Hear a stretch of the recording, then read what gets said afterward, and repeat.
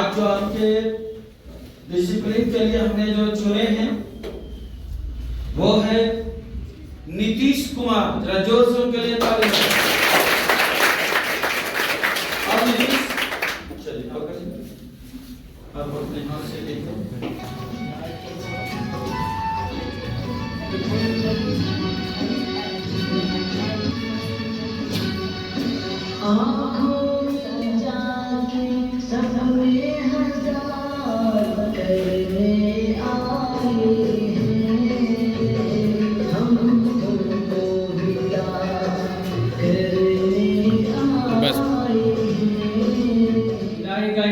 मतलब ये नहीं है कि भाई आप क्लास छोड़ रहे हैं तो थोड़ा मन में ऐसा होता है कि भाई थोड़ा बुरा लग रहा है। ये चीजें नहीं होनी चाहिए।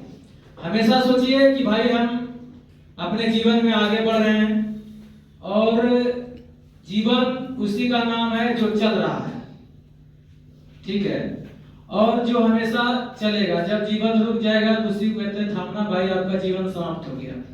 विद्यार्थी का लाइफ है कि भाई जब तक आप सफल नहीं हो जाते हैं तो आपको प्रतिदिन जो है आपको मेहनत करना ही पड़ेगा। अगर आप मेहनत नहीं करिएगा तो स्वाभाविक सा है कि आप जो अच्छे कार्य करेंगे वो ना कर पाएंगे, ठीक है। और इसमें एक चीज है कि जो मेहनत करिएगा वो आगे बढ़ेगा, जो मेहनत नहीं कर पाइएगा वो आगे नहीं बढ़ पाइएगा। तमाम प्रकार के जितने भी स्टूडेंट हैं आप अगले साल, ठीक है, जिस प्रकार से यहाँ का रिजल्ट रहा है 400 पार किया गया आर्ट्स क्लास में, तो इस बार भी अगर कोई भी स्टूडेंट 400 नंबर उस पार करते हैं तो उन्हें पुरस्कृत किया जाएगा, ठीक है। एलजीटीबी से अलग से किया जाता है और मैं अपनी तरफ से भी करता हूँ, ठीक है। 400 प्लस क्योंकि भाई हम हमेशा यही कहते हैं कि याद रखिए बाबू आप कितनों ज्ञानी हैं, ठीक ना। ज्ञानी का वैल्यू आज के समय में नहीं है। आप अगर सफल हैं तभी ज्ञानी हैं। अगर आप ज्ञानी हैं और सफल नहीं हैं आपका कोई वैल्यू नहीं। इसलिए सफल बनिए, ज्ञानी नहीं, ठीक ना। तो उत्तम सभी बनते हैं, है कि नहीं? उत्तम सभी बनते हैं, लेकिन जो सफल होकर के उत्तम बनते हैं अभी का दौड़ यही दौड़ है। इसलिए उत्तम बनने का कोशिश करिए, साथ ही साथ सफल उत्तम बनने का कोशिश करिए। और खास करके मैं तुम लोग से यही कहना चाहूंगा कि आर्ट्स वाले हैं तो बहुत सारे लोग हीन भावना से भी देखते हैं, कहेंगे आर्ट्स पढ़ ले, कोई अच्छी तरह वैल्यू है। लेकिन याद रखना मेरे दोस्त, मुझे जहां तक अनुभव है, मैंने अभी देख रहा हूं कि ज्यादातर सरकारी नौकरी में आर्ट्स वाले ही जा रहे हैं, ठीक है।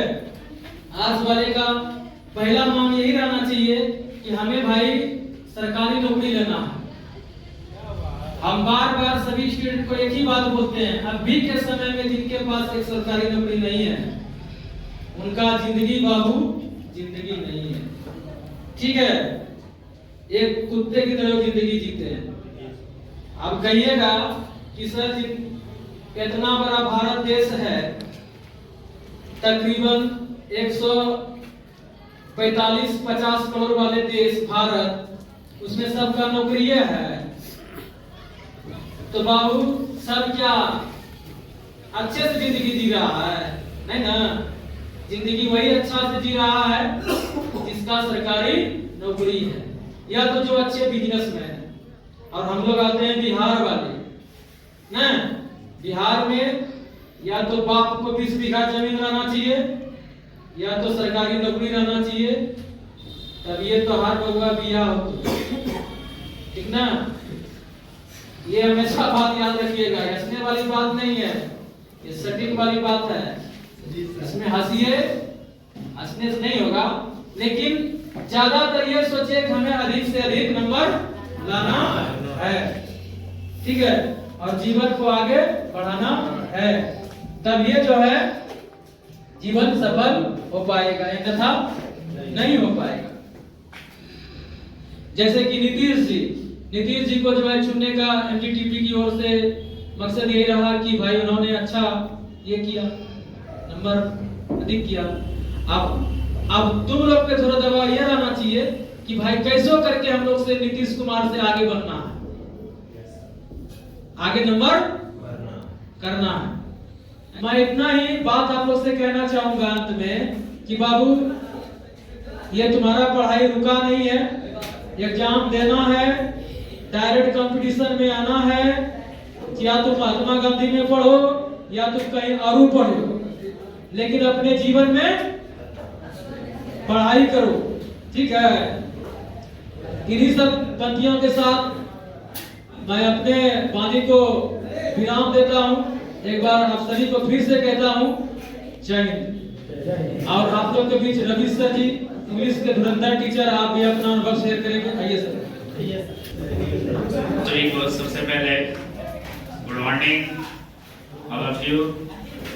तो आज हम लोगों का क्लास 12 आर्ट्स स्ट्रीम का आज फेयरवेल है, और फेयरवेल तो जीवन में आते और जाते रहते हैं। और ये फेयरवेल एक नई सौगात जो कि हम लोगों को आज एक वर्ग में 2 वर्ष यानी कि गवा चुके हैं, और हम लोग ऐसे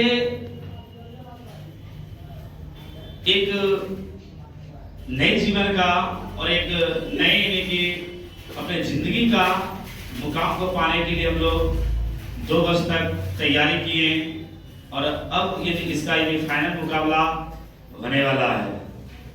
और फाइनल मुकाबले का क्या है कि ये जिंदगी यहीं पर अंत नहीं होगी, और ये जिंदगी जब तक आप जीवित रहेंगे तब तक आपके जीवन में आपको संघर्ष, एक स्ट्रगल करना होगा, और स्ट्रगल करना ही मनुष्य का सबसे वो जीवन होता है। अगर जो स्टूडेंट अपने जीवन में अगर संघर्ष नहीं करते हैं तो जीवन नहीं कहलाता है। और मनुष्य का आप लोग भी पता है आप लोगों को कि मनुष्य में जीवन ऐसे नहीं मिल जाता है, क्योंकि 84 लाख योनियों को पार करते हैं तब जाकर के कहीं मनुष्य में जीवन मिलता है। इसलिए आप लोग को भी समझना होगा अपने जीवन के बारे में और अपने पढ़ाई के बारे में। और पढ़ाई का होना, बहुत कुछ कहते हैं कि हम फर्स्ट डिवीजन कर लिए, सेकंड कर लिए, थर्ड कर लिए, हम पास हो गए, कुछ दिन के बाद भी शादी कर लेंगे, बाल बच्चे हो जाएंगे, कमाएंगे, कहानी यही खत्म। यही जीवन नहीं है। जीवन उसी को कहते हैं जो हम अपने सत्य की खोज के लिए अपने जीवन को निर्वाह कर देते हैं, वही हमारा एक सच्चा जीवन होता है।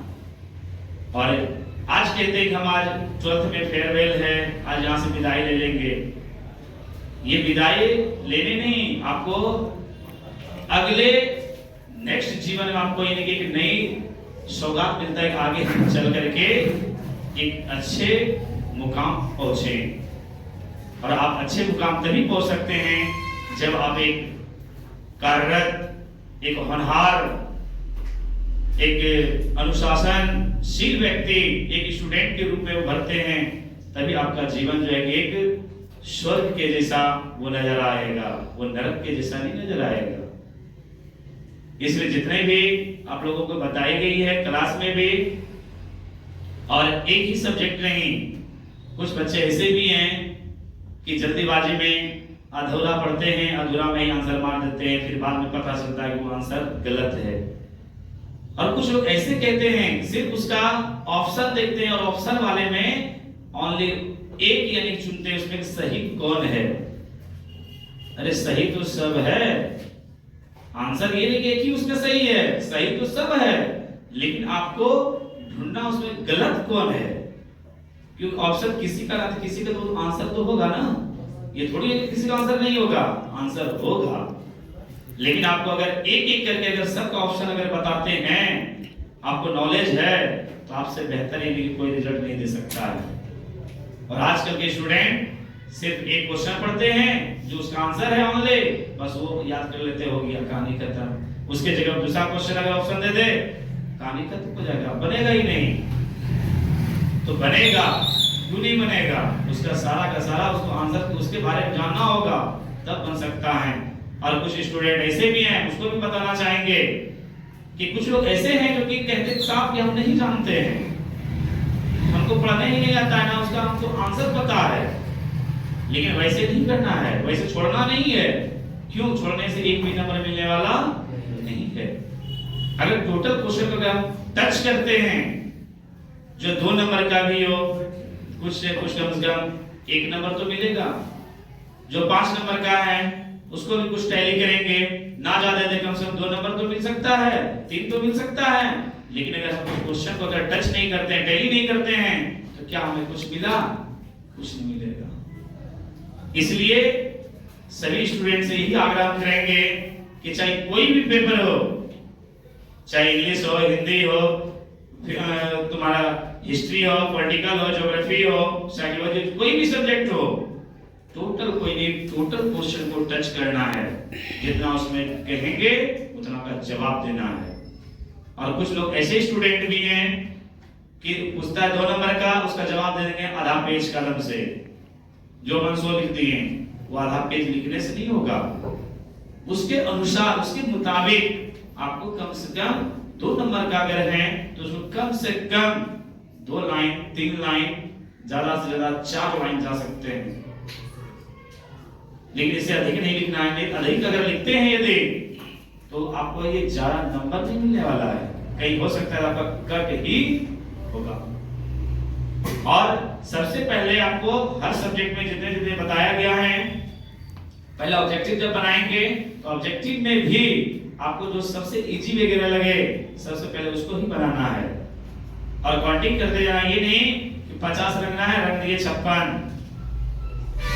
और कहेंगे 6 को कटेगा, 6 को कटेगा नहीं। ऊपर से आपको 50 को काउंटिंग कर लिया जाता है, क्योंकि अब कंप्यूटराइज सिस्टम है, हाथ से चेक नहीं होने वाला है।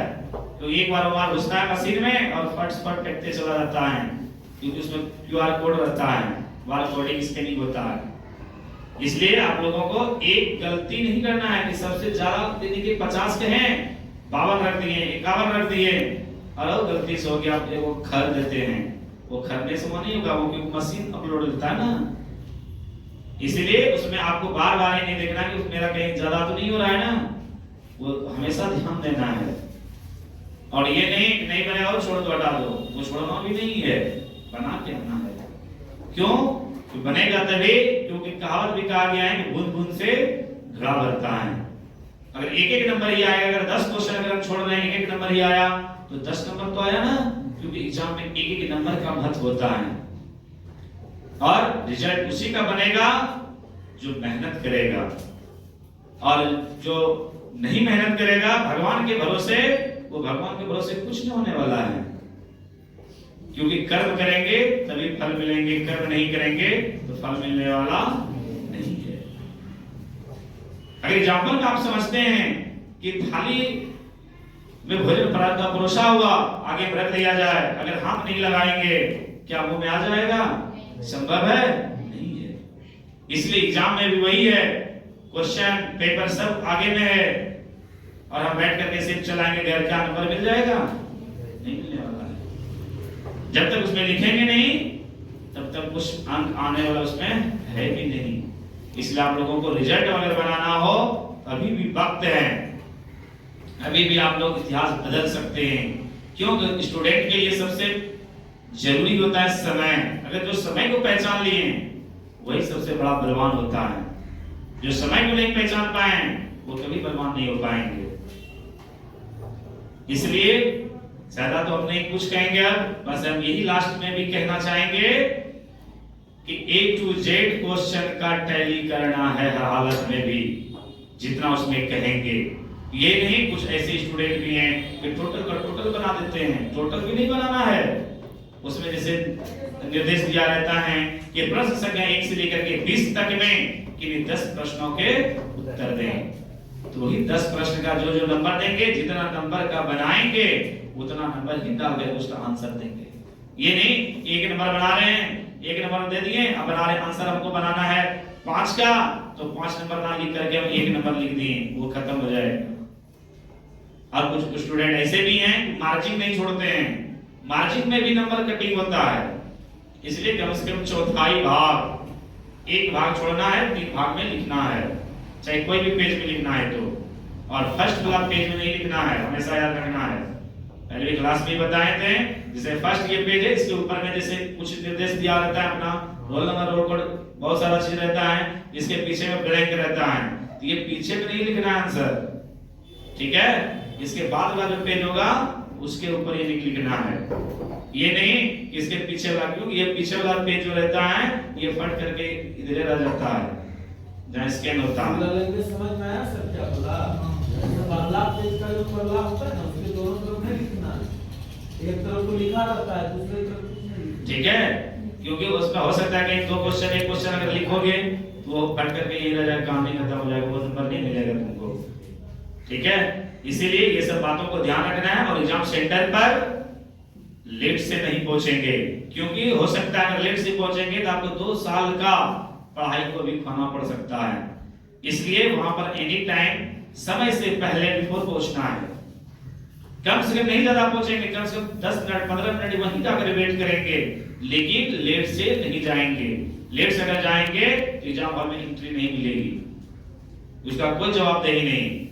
इसलिए थोड़ा ज्यादा होशियार नहीं बनना है, थोड़ा बुड़बक ही बनना है। इसलिए समय से पहले पहुंचना, अपना समय से और अपना ध्यान से, ध्यान पूर्वक एग्जाम देना है और रिजल्ट बेहतर से बेहतर बनाना है।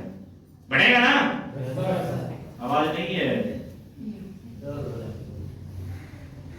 जब पढ़ेंगे तो रिजल्ट बनेगा ना? 400 पार होगा ना?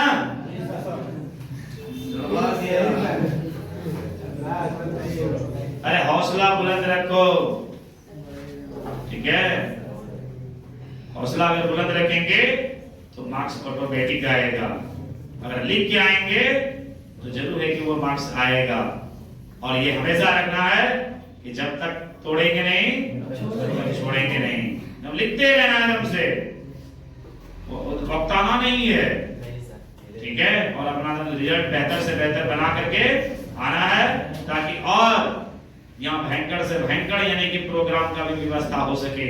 वैसा करके लाएंगे तभी तो हम लोगों का भी यानी कि थोड़ा सीना में 36 से कहीं 50 न पहुंच जाए।